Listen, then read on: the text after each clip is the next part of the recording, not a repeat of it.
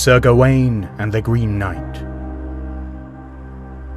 An original adaptation written and read for you by Jon Buckeridge.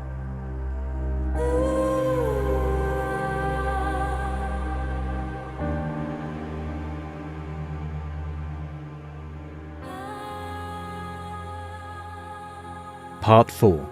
The Headsman's Axe. Arthur stopped, the axe still on his shoulder. Gawain glanced around and was surprised to find his legs had carried him out into the centre of the hall. The king looked back at him and Gawain looked away, embarrassed. Mysterious green giants or not, it was not done to interrupt the king. All eyes were fixed on Gawain and he felt his face flush with humiliation. Atop his massive warhorse, the Green Knight's emerald eyes flashed at him. Panicky, Gawain scanned the room, and though he was not looking for her, he found Guinevere. She gave a tiny nod. Beside her, the Bishop Bedtime smiled at him, and his eyes sparkled softly. "Well," said the little voice in his mind, "you did say you wanted a moment to prove yourself." "My Lord King," he began, "please forgive me for my interruption. I meant no offence." The king gave no answer, but he didn't stop Gawain either, so he carried on. "Far be it from me to rob the king of any honour, but please, let me take your place in this task." Again, the king said nothing, but stared back at him as Gawain spoke on.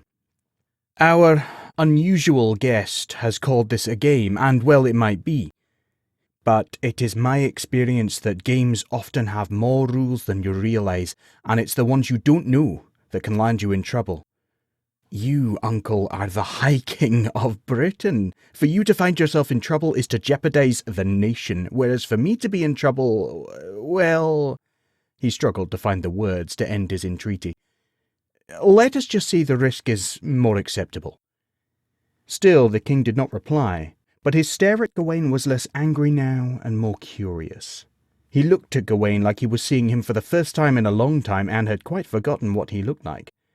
It felt to Gawain like it had been 1,000 years since he stopped speaking, and for all that time the king had stared at him as if reading his soul.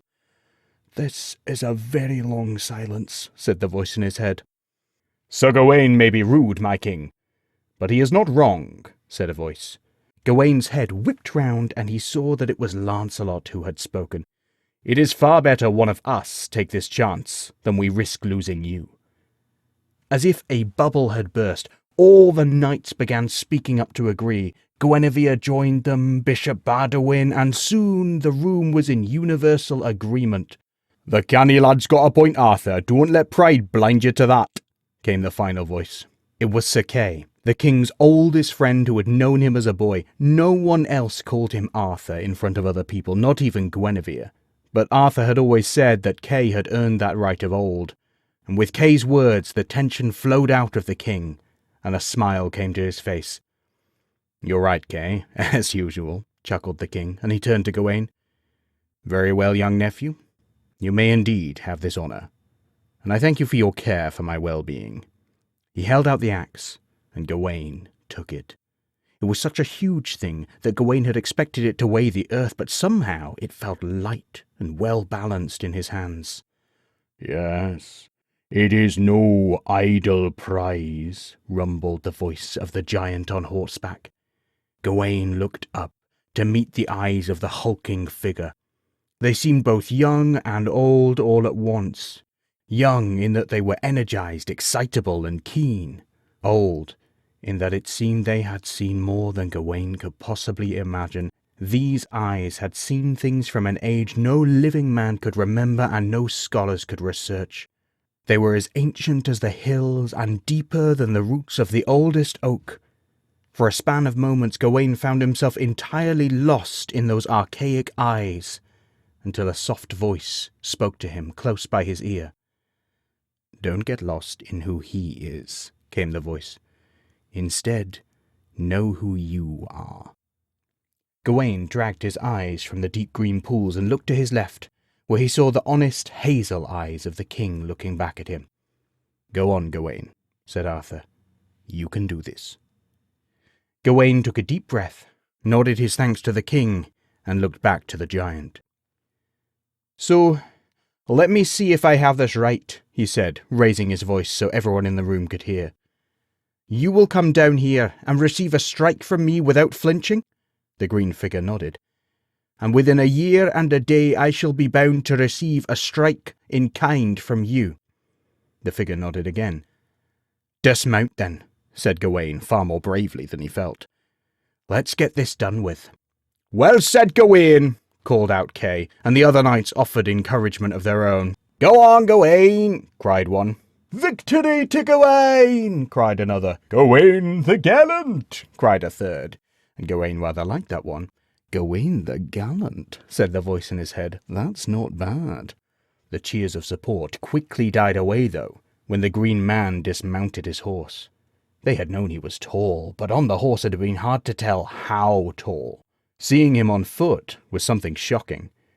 Gawain had guessed he was his own height and half again, but seeing him here, it was closer to twice his height. He glared down at Gawain and gave a confident smile that knew full well just how imposing he was. Gawain took half a step back and felt his knees give a tremble, but the words Arthur had spoken came back to him. Don't get lost in who he is. Gawain took a steadying breath and stood straight again. Know who you are. "But who on earth am I?" asked the little voice in his head. He looked around the room, at the faces of the knights staring back at him. He saw the queen, her hands knotted in concern. He saw the bishop silently offering up a prayer. He saw the young serving maid, her eyes shining. He saw the king giving him a small, encouraging nod. He looked down at his hands and saw the vast axe he held within them. "Well, I'm a man who knows how to swing an axe," he told himself.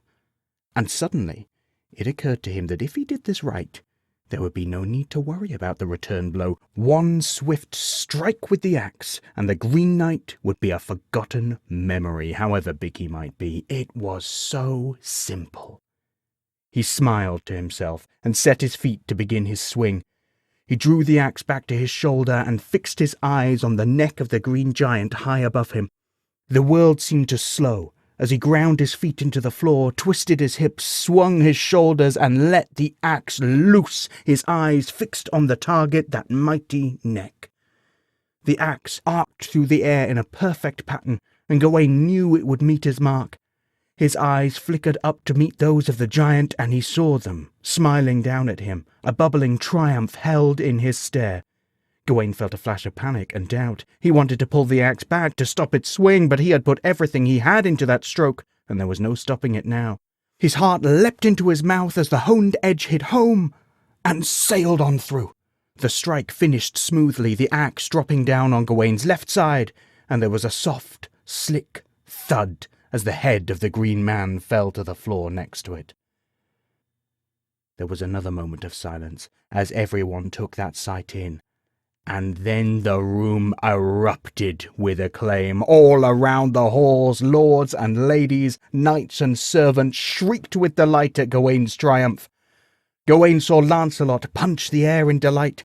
Guinevere sang out a cry of celebration. Badawin was kissing every one of his rosary beads, and the king was by Gawain's side again, sweeping him up in a huge embrace. "Well done, lad," the king cried out. "I knew that you could do it."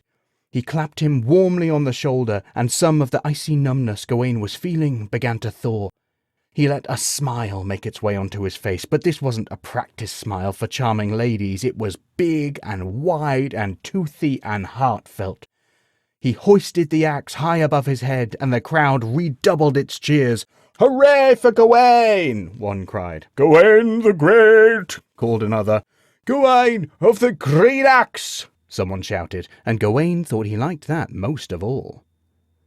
But underneath the shouts and cheers at Gawain's success, another sound was susurrating. It started small, almost too low for anyone to hear it, but then it grew and grew and grew until it could be heard over the sound of the shouting. A great, gluttonous laugh. As the laugh got louder, the shouts began to stop, and everyone began searching for the source of the sound.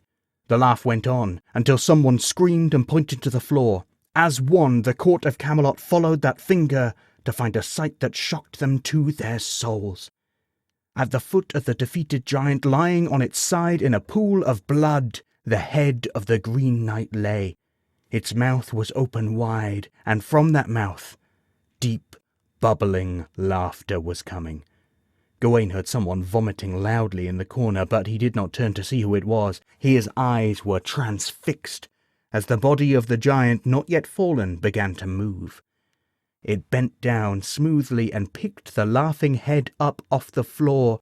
It held the head aloft by its hair, and the green eyes roamed around the room as it laughed more. "Ho, ho, ho, ho, ho, ho! Well struck," the knight called. "Well struck indeed. Such a blow you have wrought me. Well, our bargain is surely sealed now, and you have a year and a day to seek me out, and I shall have the chance to return such a strike to you." Gawain felt sick. It wasn't just the headless horror he was witnessing, but the sure knowledge that in 1 year this hideous fate would be his own. No one spoke. The crackling of the fire and the soft drip, drip, drip of the giant's green blood falling from its severed neck was the only sound to be heard. "Seek me out, young knight," the beheaded horror proclaimed. "You shall find me at a place that men call the Green Chapel. A year and a day, upon your honour." It was all Gawain could do to nod, but that seemed to be enough for the Green Knight, as he remounted his warhorse and, head still held aloft in his hand, charged into the crackling fire and was gone.